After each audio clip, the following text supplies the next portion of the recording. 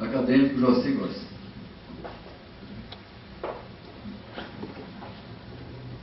Senhoras e senhores acadêmicos, senhoras e senhores, eu acho que é absolutamente irresistível o apelo para dizer algumas palavras. Em primeiro lugar, eu fico muito feliz de haver cancelado o encontro fora da Bahia para participar desta solenidade. A começar, meu caro presidente, pela feliz ocasião de havermos acolhido a sugestão da confrade, assim que ela quer ser denominada, de freira. Ela não aceita sequer ser chamada de confreira. Consuelo Novaes Sampaio, para celebrarmos os 100 anos do primeiro governo de Seabra. Em seguida, presidente, parabenizá-lo pela abertura fantástica deste encontro, erudita, completa. E a partir daí, cada um dos depoimentos que nós aqui ouvimos, fomos brindados efetivamente com uma noite maior, porque Seabra é, sem dúvida alguma, a mais ignorada de todas as grandes personalidades da vida brasileira. E, sem dúvida alguma, ninguém, com a sua projeção no século XX, tem sido tão ignorado. É verdade que só há alguém que o supere em matéria de Oblívio, que é o grande senador do Império, Joaquim Jerônimo Fernandes da Cunha, uma figura fantástica e que a Bahia e o Brasil ignoram. Joaquim Jerônimo Fernandes da Cunha, que, dentre quantos outros méritos teve, se apresenta perante a história como aquele de haver dado a Castro Alves uma carta de apresentação a José de Alencar, e daí gerando a grande correspondência com Machado de Assis, em 1868, e a partir daí a grande projeção do poeta baiano. A julgar pelo que dizia Orlando Gomes, que seria ele o único baiano que ganhou efetiva, ele dizia, projeção nacional sem ter saído da Bahia. Mas o que eu quero dizer a respeito de Seabra, depois de ter ouvido aqui os depoimentos da doutora Adélia Amarelinho, fantástico, grande advogada, que coisa maravilhosa. Depois ouvimos o jornalista Jorge Ramos. Em seguida, ouvimos o jovem desembargador Adilton Meirelles, que pela aparência não poderia ser mais do que recém-formado em Direito, né? Cujo livro eu vou buscar onde estiver para ler.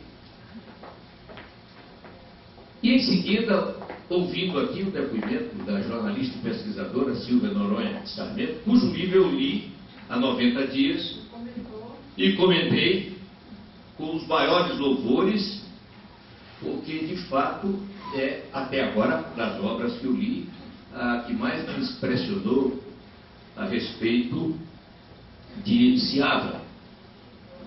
E finalmente, para coroar este encontro, o depoimento da nossa grande historiadora, a Consuelo Novaes Sampaio. Eu me lembro que Luiz Viana Filho, de cuja amizade eu tive a honra de privar, não tanto quanto o Edvaldo Aventura, mas eu tive a honra de privar com ele, e ele me dizia o seguinte: Joaci, eu gostaria de ter tempo para escrever a respeito de uma personalidade incrível, que é esquecida. Até Ari Barroso terminou sepultando o nosso Seabra quando fez o poema da Baixa de Sapateiro. Não é? Poderia ter falado da JJ Seabra, como todo mundo pensa que a JJ Seabra nada mais é do que uma denominação moderna da Baixa de Sapateiro. Mas ele dizia, essa é uma personalidade muito rica que precisa ser conhecida. Porque, de fato, as pessoas não têm ideia de como Seabra foi um homem brilhante, muito brilhante, brilhante como aluno, brilhante como jurista. Ele não escreveu sobre direito porque não teve tempo, mas era muito brilhante, professor emérito da Universidade do Recife. E engraçado é que Seabra teve a aventura e a desventura de ser contemporâneo de Rui Barbosa. E Rui Barbosa teve a aventura e a desventura de ser contemporâneo de Seabra.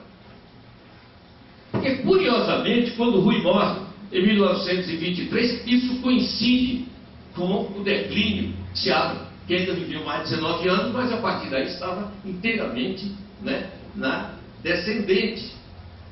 E aí vem uma lição muito importante, que a gente pode ir até no século XVIII, para Frederico o Grande da Prússia, que era discípulo de Platão.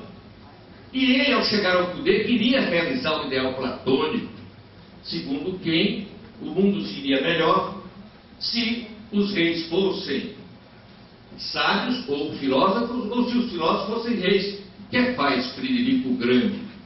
Manda chamar Voltaire, de Paris, que era o grande pensador do século XVIII, para assessorá-lo.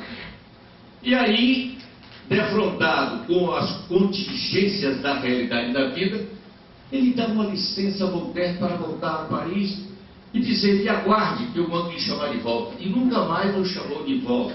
Voltaire ficou muito irritado, porque 300 anos depois nós entendemos a razão quando Fernando Henrique Cardoso disse: "Esqueçam o que eu escrevi." Ou seja, querendo dizer, né, que a realidade do trabalho político no seu dia a dia é uma coisa completamente diferente das formulações teóricas. O que é que isso tem a ver com a questão de Rui Barbosa e Seabra? É que Seabra e Rui Barbosa foram, naquele período, verdadeiramente Tom e Jerry. Então, um era, na ótica do outro, Deus ou o diabo, em função exclusivamente dos apelos, dos interesses conjunturais da realidade política. Mas o que eu quero, portanto, presidente, para concluir, não abusar dessa breve intervenção, é dizer que eu me coloco ao seu lado, aliás, como sempre estive, para que a academia faça um esforço editorial no sentido de nós darmos a esta figura excepcional que foi o Seabra uma dimensão nacional. Esse livro que eu li, que aqui está, por sinal, uma obra primorosa pelo conteúdo, pela forma. Vejam só aqui a caricatura da capa. Numa posição é o Seabra, na outra é Rui Barbosa. Vejam o título: A Raposa e a Águia, ou poderia ser a Águia e a Raposa.